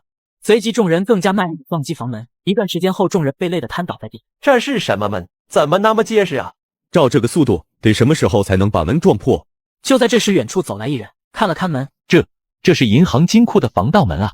这种门我只在米国的金库见过，没想到他家居然有。那这个东西就撞不破吗？别说用木头撞了，这种最顶级的防盗门，即便你们用炸弹都炸不开啊！如果没有钥匙的话，除非是世界最顶级的开锁，专家才有一丝打开的可能。小心！我操！众人此时已经顾不得别人了，拼了命的往楼梯跑去。此时的孙志超突然说道：“大家不要着急，我有办法能进入他家。他们家的门是合金打造的，咱们撞不开。不过这墙还不是砖头水泥，我就不信砸不烂。”众人一听，瞬间幡然大悟。对啊，我怎么没想到门砸不开，咱们可以砸墙。孙志超，你真是我们的金师啊！我们那么多人，用不了多久就可以把这墙给砸烂了。呵呵，张毅，你小子绝对想不到我们还有这个办法吧？此时的我在家看着他们议论纷纷，却不知道在说些啥。音乐声开得太大了，也不知道他们在说些什么。不过我并不慌张，我倒是想看看这帮虾兵蟹将能耍出什么花招。反正再多的手段也没有我的多。我用了1个月的时间，耗费了所有心血，才打造了这样一个末世安全屋。如果能随随便便被你们摧毁，那真的就算我张毅该嘎了。这是怎么回事？这墙里面也是钢铁铸成的。我不信这房子全都是铁做的。好几个人一起动手，希望能够找到墙面上的破绽。可最后发现的都是坚固厚重的钢铁墙壁。此时有人心理防线被击破。为什么会这样啊？那个好人家房子用钢铁筑墙啊。有的人却因为无法忍受这种绝望，又拿起锤子乱敲，希望能找出来一点点破绽。真不好意思啊，哎呀，真是为难你们了。我家的房子哪怕墙壁都是用20厘米的金刚材料铸成的，炮弹都轰不破，我会怕你们这些小卡拉米吗？只因我前世被害的记忆太深刻了，这一世我绝不想再体验第二次了。在当初验收房屋时，我可是一寸一寸用锤子敲击过验收的。丁，开启房间降噪功能。此时众人已经绝望了，内心的温度比室外的冰雪还要冷。怎么会这样？为什么会有人打造一套这样的房子？此时的陈正豪也意识到问题的严重性。你们着急什么？现在只是开始啊！就算他们家墙面都是钢铁铸成的，难道地面顶棚也是吗？我就不信了，他能搞出来一个50角的玻璃。我透过监控听见陈正豪的话，这大哥脑子挺好使啊，不过可惜的是，我又不傻，当初早就做好万全之策了。此时邻居们听到陈正豪的话，纷纷来到我家楼上和楼下的位置。这张一家就是个铁箱子啊！众人足足忙活了一整个上午，有的人已经饿得眼冒金星了。难道我们都要被活活饿嘎吗？此时的孙志超已经接近崩溃。难道真的就没办法了吗？可恶的张毅，你为什么要这么狠的吗？你一个人活着怎么比得上我们那么多人活着？牺牲一下你自己怎么了？就在这个时候，我的邻居忽然走了出来。也许你们可以尝试一下走阳台，张毅家阳台是一个很大的落地窗，或许有机会闯进去。听到我家邻居的想法，一群快要绝望的人猛地惊醒。窗户吗？对哦，他家既然有窗户，就一定留有出口，不可能全封。只要有窗户，就可以冲进去。此时的我正喝着茶，被突如其来这一幕，属实吓了一跳。如果真有丧标的话，大概也就是他们这种程度的样子了。2点5秒后，砸门声响，车转了小区。我手捧咖啡，欣赏着这一出好戏。谁说玻璃就一定比金属脆弱呢？张毅，你给我等着，马上我就弄嘎死你！我砸破了这块玻璃，你就完蛋了！你这个该嘎的家伙！你没有多少时间可以猖狂了，今天就是你的嘎期。那么多好吃的，还有热咖啡，都是我的，都是我的。眼见时机成熟，我走进厨房，拿起特制的瓶子，给你们这些人暖暖身子。求你救救我，救我！救你？别开玩笑了，我要没看错的话，刚刚应该就是你骂的最凶，砸的最狠的吧？张毅，我不想嘎，求求你救救我吧！救你？别开玩笑了，我要没看错的话，刚刚应该就是你骂的最凶，砸的最狠的吧？随后3人发出绝望的声音，彻底被火焰所吞噬。见此情况，其他人想原路返回。孙志超手持武器拦住，说道：“你们快滚回去，不要连累到我们！你们这个样子已经没救了。”他们生怕火焰烧到自己身上，于是选择让这些人消失。我受不了了。众人忙碌了一天，本以为可以轻松攻破我家，可最后的结果却让他们绝望。忽然有人一个箭步跳到我家阳台。张毅，我快要饿嘎了，求求你就救我吧，哪怕只给我1块面包也行啊！此时越来越多的人陆陆续续来到我家窗前，试图博得我的同情。大家不要这个样子，我看着心里面难受啊。我这个人有个毛病，心里一难受就想吃东西。说完，我举起手中的龙虾拌面吸了一口，众人看的眼睛都直了。这一刻时间都静止了。张毅，是我们错了，我们只想活着，你就施舍给我们一些食物，让我们苟延残喘的活下去就行。为了一口吃的，这些人连尊严都不要了。我把吃了还剩下的面放在玻璃窗前。别怪我没给你们机会，你们谁现在过去给我把陈正豪的西瓜拿过来？这样的面条我管他1星期，顿顿吃到饱。我当然不可能可怜这些人了，只是他们如果天天在这里砸窗，属实有够烦人的，所以不如让他们自相残杀。窗前的众人听到我的话，不禁有些激动，但也有些害怕。毕竟陈正豪手里有镖啊，很有可能还没解决掉他之前，就反被他收拾掉了。此时的陈正豪看到他们怎么都不说话。难道张毅和他们说了些什么吗？殊不知我在和窗前人说话的同时，已经把悬赏陈正豪的消息发到群里了。辛苦各位了，砸了一天也累了，别怪我不给各位机会，你们帮我拿下陈正豪，我提供食物补偿。此时的陈正豪只觉得背后凉飕飕的，他不知道的是，要不是因为他现在有武器，很有可能已经被众位邻居消灭了。你们想干什么？都给我滚开！陈正豪随即拿起手机，才发现，好你个张毅啊，竟然敢打起我的主意！陈正豪立马觉得不妙，兄弟们，咱们先回房间再说。孙志超却大声喊道：“等等，你走了，那张毅家怎么办？攻不进去，你还能怎么办？回头再想对策吧。”此时的众人看向陈正豪的眼神都变了，就像是移动的食物一样。经过这一战，邻居们彻底认怂了，他们本就不多的体力也几乎消耗殆尽，而且面对我家的钢铁堡垒，他们也死心了。陆陆续续的人给我发来求饶信息：“张毅，我可以把我的资产全送给你，只求你给我一些吃的行吗？”别傻了，如今最没价值的就是金钱了。这时方雨晴给我发来信息：“张毅哥哥，你好厉害呀！我就知道你一定会没事的。晴儿现在脱不开身，他们太可恶了，一直把我锁在家里。你放心，晴儿一定会过去找你的。”我一口82年肥宅水差点没喷出来。这个傻白甜真是个大聪明。在官方的努力维持下，我国的雪灾情况正在好转，希望大家不要着急，很快问题就能得到解决。天气严寒，大家不要随便外出，避免冻伤，请给需要的人提供一定的帮助。我们大家一起众志成城，克服眼下的难题，明天一定会更加美好。现在的新闻可比小品有意思多了。第二天早上，走廊里埋伏着2个人，显然昨天我的话已经奏效了。在濒临绝境的状态下，人们对死亡的恐惧开始慢慢消失。此时，陈正豪吩咐小弟出门打雪，动作都给我麻溜点，快去快回！躲藏起来的二人瞬间感觉机会来了。这时，前面的小弟突然回头大喊：“浩哥，小心背后！”陈正豪不愧是大哥，反应速度那叫一个迅速，把他们两个清理掉。就在这时，身边的小弟惊讶地说道：“浩哥，你中刀了！”原来刚刚因为太过紧张，激动之下才没有感觉到疼痛。这两个小卡拉米竟然敢偷袭我！陈正豪连忙拿起手机打给周可儿：“周医生，我受了点伤，麻烦你过来帮我包扎一下。”10分钟后，周医生就来到了陈正豪家。虽然不情愿，但是面对恶人的标口，他也没得选。我可不会免费帮你。陈正豪嘿嘿一笑，伸手指着厨房道：“待会吃的东西我分你一份。”周可儿脸色一变，常年在医院里工作，他当然知道那是什么东西。不用了。都什么时候了，周医生还这么清高吗？早晚有一天你会吃的，不吃就嘎。我宁可去嘎。那我可舍不得。现在这个世界，身边有一个医生太重要了。要不是当初周可儿帮他处理了腿上的伤，现在他失去的就不止一条腿了，而是他的命。你放心，如果有一天非要牺牲你的话，我一定会把你留在最后面。周可儿刚想走，却被小弟们拦了下来。你们想干嘛？没什么，只是我的伤没好之前，你还不能走。陈正豪不顾周可儿的反对，强行将他留了下来。随即，陈正豪一行人商量着对策，众人你一言我一语。浩哥，咱们这么下去也不是个办法，楼里的居民都敢反抗了，这样对我们极其不利。我们现在只有把张毅那家伙抹去，抢夺他的物资，才有可能扛过这次血灾。所以当下还是得考虑怎么对付张毅。浩哥，张毅家我们都进攻过好几回了，但是每一次都失败。他们家就像个铁壳似的，攻不进去啊！我就不信他们家没有破绽，更不信他不出门。这样吧，咱们搬到他家隔壁去住，轮班看着他，只要等到有机会，就直接把他给收拾掉。而且住在高层也更安全。周可儿闻言借机上了一趟洗手间，陈正豪却冷冷地说道：“周医生，给你10分钟时间，如果你不出来，就别怪我对你不客气。”放心吧，我不会逃的。来到洗手间后的周可儿把听到的消息发给了我。张毅，陈正豪准备搬到你隔壁蹲守，要趁你出门的时机袭击你，你一定要注意安全啊！知道了，你继续留在那里观察情况，有消息随时联系我。想让我出门，那是绝对不可能的事情。周可儿是医生，暂时她的生命是安全的，毕竟你将来可是要成我的媳妇啊！开门，开门！我是陈正豪，跟你们换一间房子住，快把门打开，不然我就开 BU 了。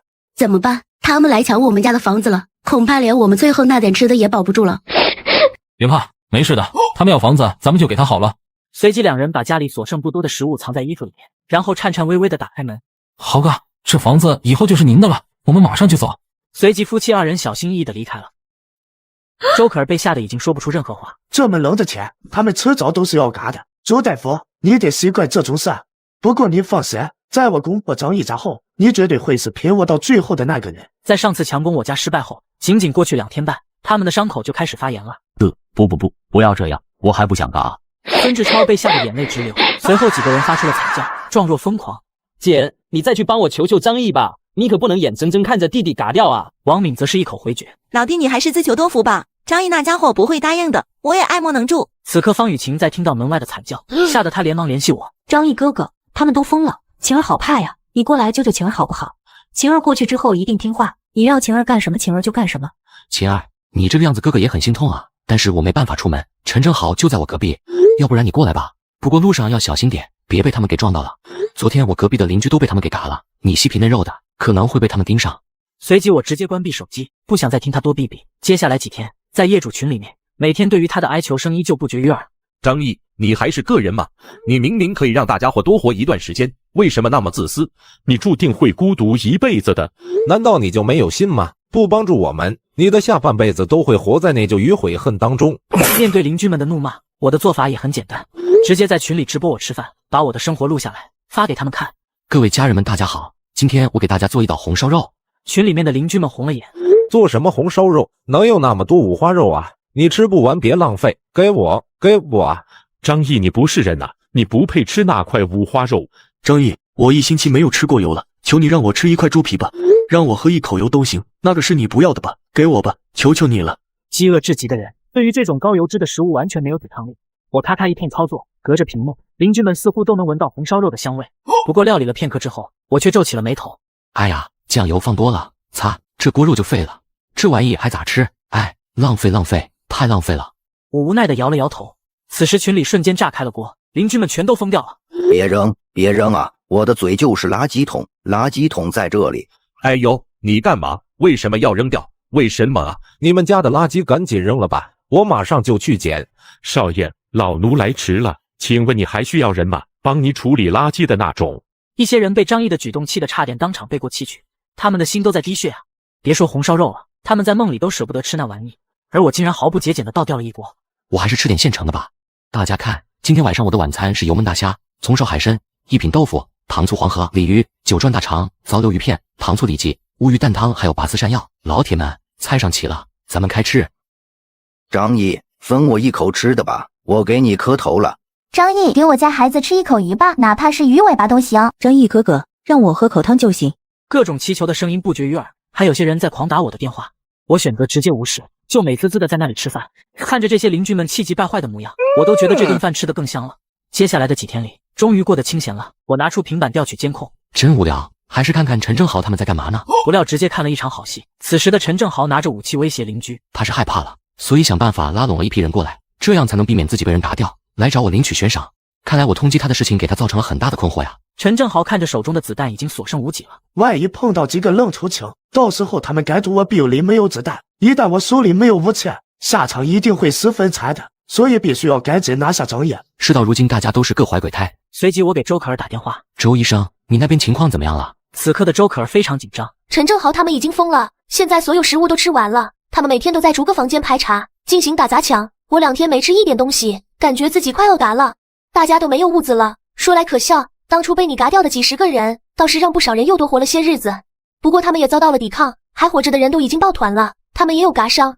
突然周可儿一脸严肃地问道：张毅，你还能救我吗？我听见这句话，感受到了高冷女医生的卑微。我思考很久，末世当中一位医生可不好找，且是这种知根知底的更难遇到，不能让他就这么嘎掉。但末日之下先嘎圣物，现在就看周可儿关键时刻能不能狠下心来了。救你也不是不可以，你帮我办一件事，事成之后我辩护你周全。就在这时，门外传来砸门声。张毅，给我滚出来！整天只知道躲在房子里，你就是个胆小鬼，没用的废物！啊，对，你说的都对，感染的滋味不好受吧？让我猜猜你胳膊的伤口，现在至少有15厘米深了吧？外面的温度很冷，但是你的身体却很热，细菌会在你那片温床上拼了命的繁殖。即便知道我是在故意吓他，可是内心的恐惧却无法抑制。张毅，老子嘎了你！周鹏，你知道的，你已经时日不多了，倒不如趁着你还没嘎，把活着时候没敢干的事情都给做了。周鹏一阵失神。对啊，你说的没错，如果再不做，这辈子可能就没有机会了。对啊，我都快嘎了，还有什么可怕的？周鹏，你干嘛？离我远点！雨晴，你愿意嫁给我吗？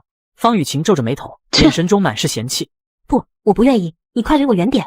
周鹏的心碎了。我为方雨晴付出了那么多，甚至连我自己的命都要没了，可是方雨晴对我从始至终都没有过一丝心动。不，你是爱我的，你爱我，在我嘎之前要让你做我的女人。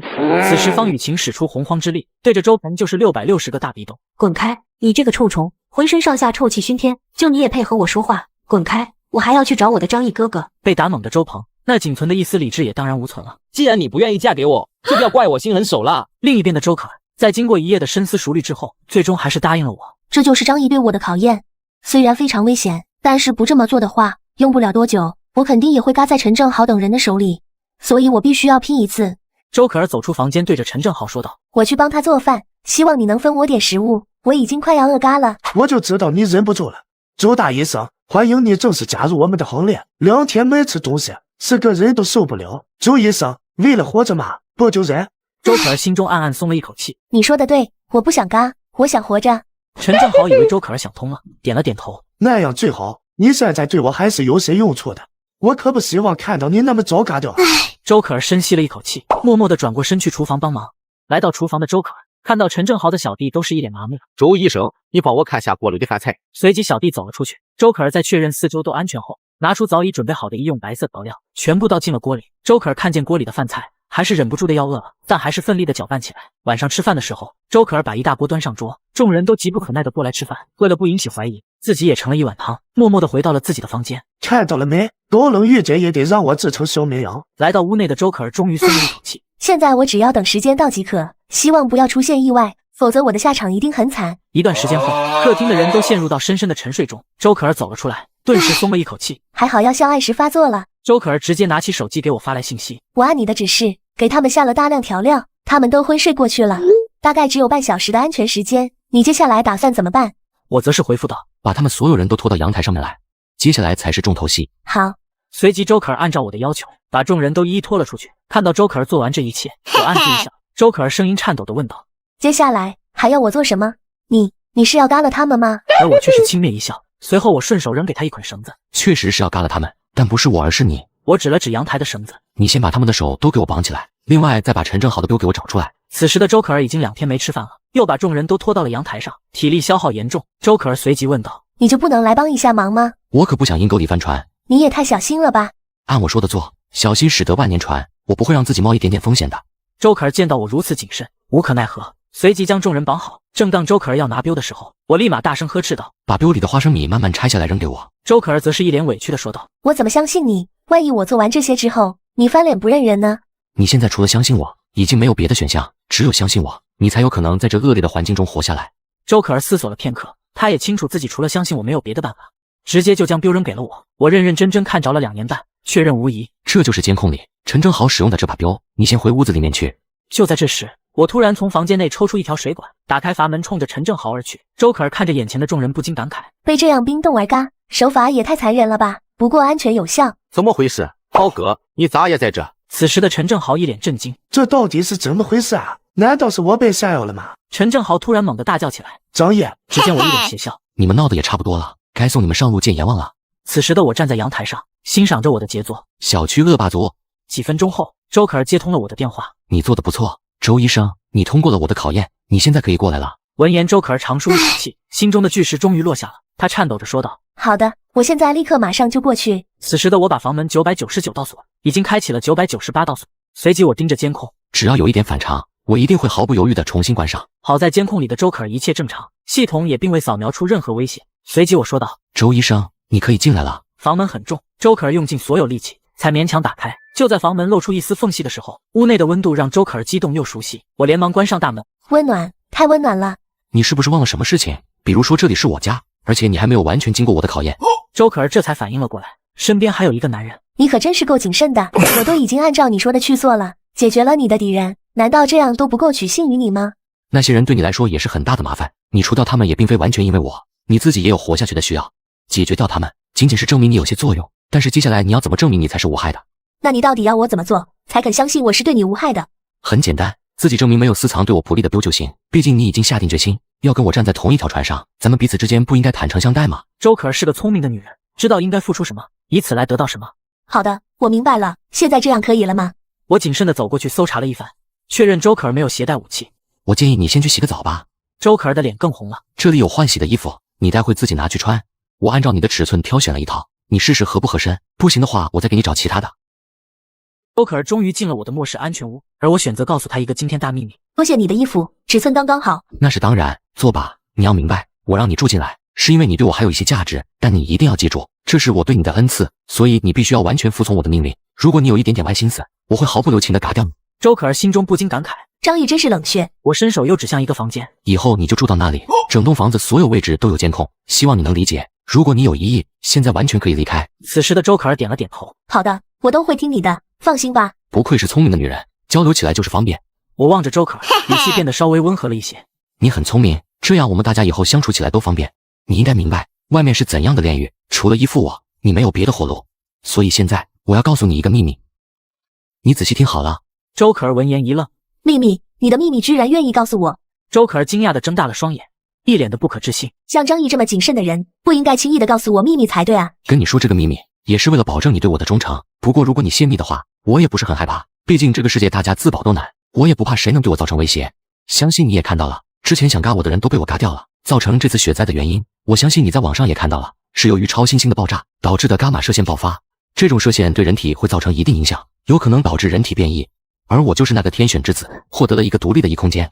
周可儿闻言一愣，我不顾周可儿惊讶的眼神，继续说道：我之所以可以潇洒快活的活到现在，就是因为在末世前，我的异能空间里面存储了大量的物资，否则的话，光靠我这套房子，你也看得出来，存储不了太多的物资。因此只有我活着，你才可以跟着我享用到那些物资，才会有食物可以吃，才会有热水洗澡。我如果嘎了，这栋房子很快就会变得与其他房子没有差别，你还是会乐嘎。为了让周可儿彻底信任，我当场从异能空间内取出一些饼干，看到我像变魔术一样，周可儿震惊的更像周可儿，随即我扔给周可儿一袋食物。饿了2天半的周可儿看到吃的却是一动也不敢动，就这样一直盯着看。超能力吗？这种东西真的存在吗？这么大一块面包放在外面，足够让2方人拼命，更别说已经2天没吃东西了。我看到周可儿这个神色十分满意。吃吧，那个就是给你的。闻言，周可儿再也忍不住了，就像2年半没吃过东西一样。天哪，为什么一块面包都能那么好吃？我则是在一边轻声细语地说着住在这里的规矩。希望你自己要懂事一点，以后家里打扫卫生、做饭这些事情不要让我安排，自己主动一些。想要物资就要靠自己的劳动，记住了吗？我的家里面不可能养闲人。周可儿连连点头。我明白，主人。我眉头一挑，这个小妮子倒是挺会来事的呀，怪不得年纪轻轻就能当上主治大夫。看到她吃饱喝足，我的嘴角露出一抹微笑。知不知道为什么整栋楼那么多人，你和我不是最熟悉的，可我偏偏选中了你吗？周可儿抿了抿嘴唇。因为我是医生，你什么都不缺，但不能保证自己不会生病受伤。我点了点头。这是其一，虽然我的身体很健康，但是人总是要防患于未然。那么第二点，你知道是因为什么吗？因为我是一个女人，而且还是一个很漂亮的女人。你知道就好。第二天早上，我拿着早餐轻轻敲门。你要不要起来吃点东西？我看着周可儿疯狂炫食物，已经是第10个霸王龙汉堡了。对的，不过只是半饱，不能再吃了，我要减肥。主人，今天有什么吩咐？走，一起去把昨天的艺术品统统砸碎。一瞬间，我从异能空间拿出一根10米长的棒球棍递给了周可儿。周可儿见状，一脸懵逼中的懵逼。他们肯定已经尬了，为什么还要这么做呢？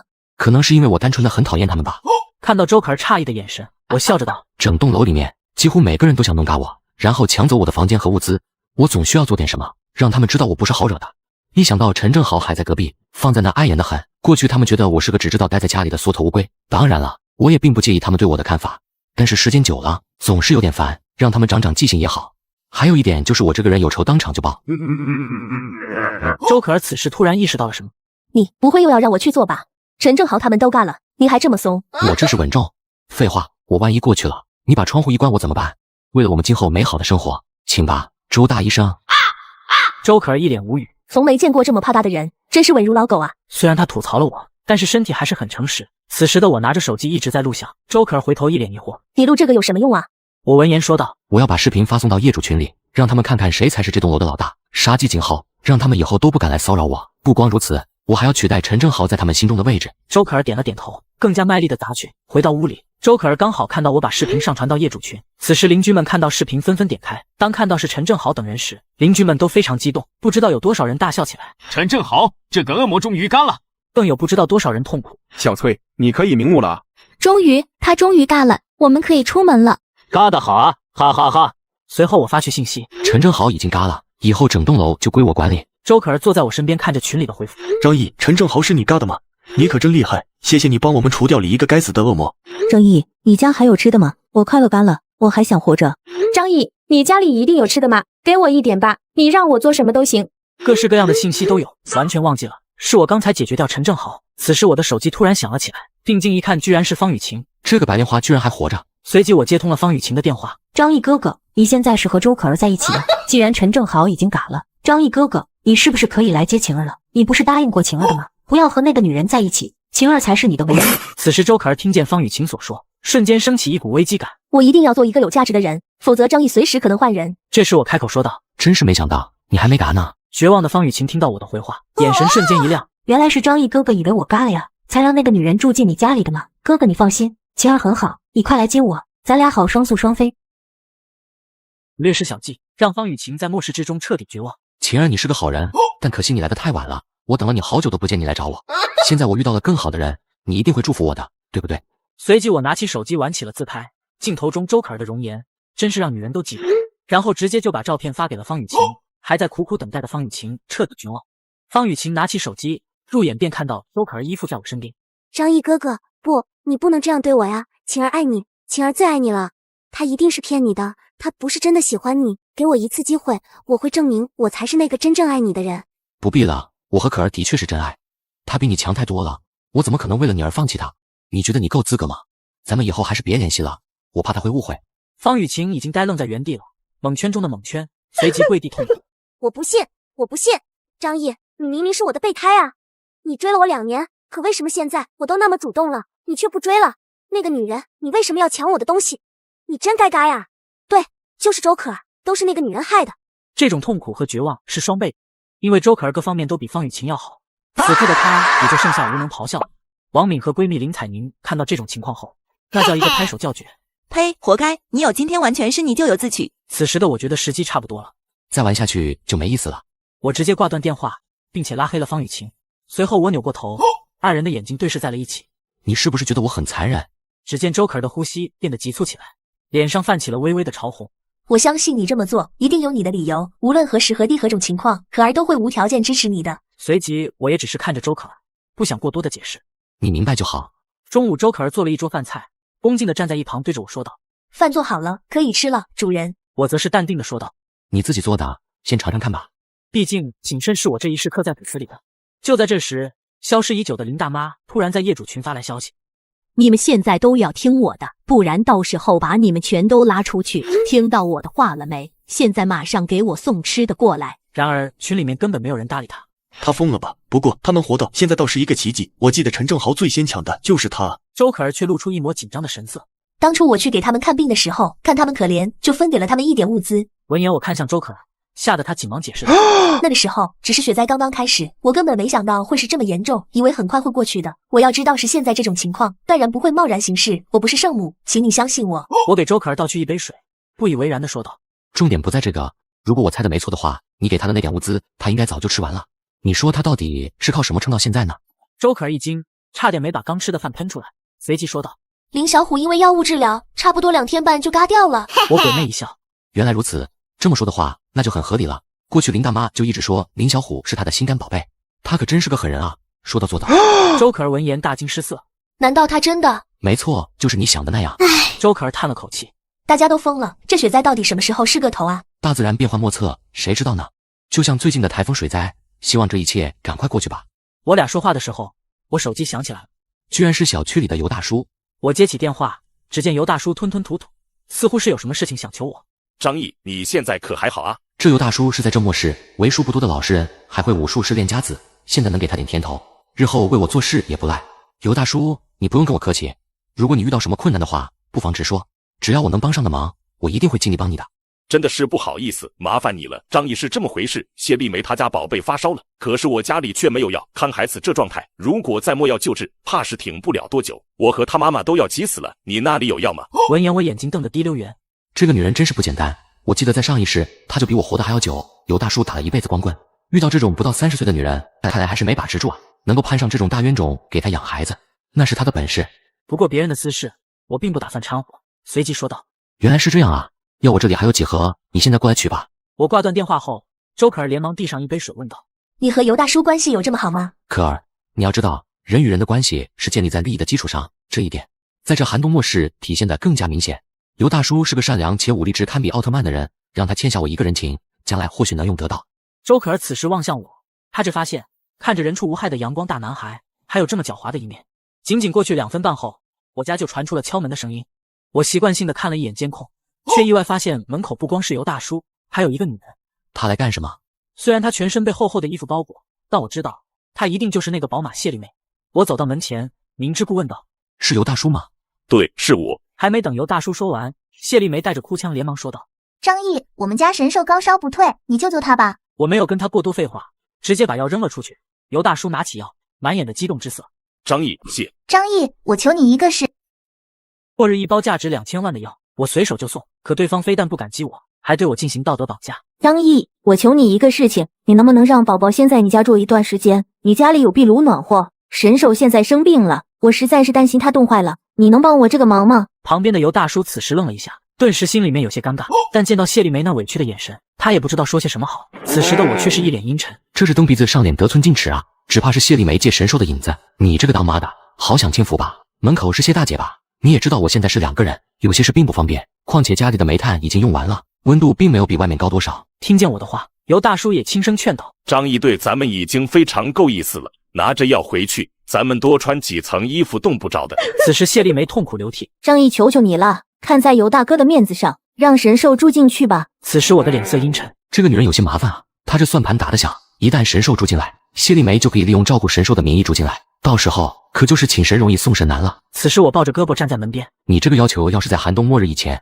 我一定会答应你。现在你应该也知道，整个小区所有人都想抢我家房子，想要嘎掉我的人，从这里可以排到外太空，我实在是吓怕了，不敢让陌生人进来啊。我希望你也能理解我，对吧？尤大叔，你应该明白吧？门外的尤大叔连连点头。此时的他夹在中间，非常的尴尬，他也不愿意继续麻烦我，随即大声对着谢丽梅说道：“丽梅啊，张毅对咱们已经够好的了，不然这寒冬末世之下，还有谁愿意把药分享出来呢？你知道现在一瓶感冒药有多么难得吗？我们不能这么贪心，知道吗？”谢丽梅则是一脸委屈的模样，也不反驳尤大叔，只是两眼泪汪汪的看着他。可是，他不是让周医生住进他们家里了吗？我咧嘴一笑，周可儿是我女朋友，有什么问题吗？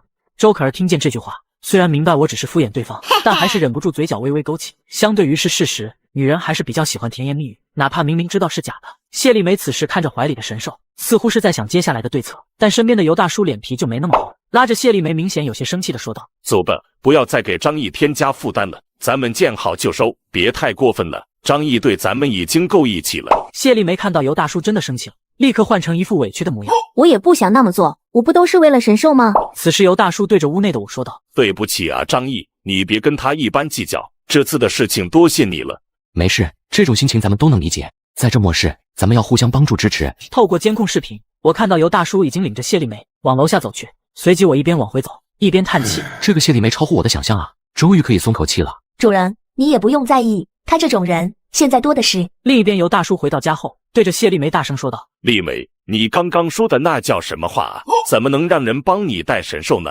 你是咋想的？现在外面那么乱，谁知道是人是鬼啊？张毅能给你药，就说明他是你值得信赖的人，你怎么还能得寸进尺呢？”谢丽梅一脸柔弱的说道：“我这么做不都是为了神兽吗？我现在活着唯一的动力就是神兽，他要出了什么事，我活着还有什么意思？”闻言，尤大叔语气缓和了下来：“咱们做人最起码要懂得感恩，张毅帮了我2次大忙，要不是因为张毅，我根本不可能囤积那么多物资，也不可能活到现在。这大恩大德，我尤继光一定会找机会报答。”此时的谢丽梅憋了一肚子的气：“尤大哥，你也不用对张毅那么感恩戴德，最起码他现在还对你不是那么信任。”尤大叔闻言一愣，差点破口大骂：“你说的是人话吗？”谢丽梅一脸委屈，还在不停的煽风点火：“你想啊，如果他真的信任你，就一定会开门让你进屋坐一坐，那药都是扔出来的，还不是防着你吗？你可不要因为眼前的小恩小惠，就认为张毅是个大善人，除非他愿意让咱们住进他家里，我才相信他是好人。”没等谢丽梅继续说下去，尤大叔愤怒地看着他，恨不得给他来一个大鼻窦套餐，把谢丽梅吓得够呛。“对不起，是我错了，刚刚我也是为了你好，末世时刻，大家多小心些总没错的。”今后这种话都不要再说了，我尤继光还是能分清好赖的。今天你自己在屋内睡吧，我去客厅。此时的谢丽梅知道尤大叔动了肝火，于是乖乖选择闭嘴。可是这并不表示她愿意放弃煽动尤大叔，心中暗暗下定决心，无论如何我都要住进张毅家里，不管付出多大代价。此时单元楼1楼冲进来，出现一群人。走，咱们向上去2401室，先放在这里，等办完事情再带回去。转眼一群人悄无声息地来到了我家门口，他们并没有选择暴力的方法去砸门。老李，你去把门弄开，小心点。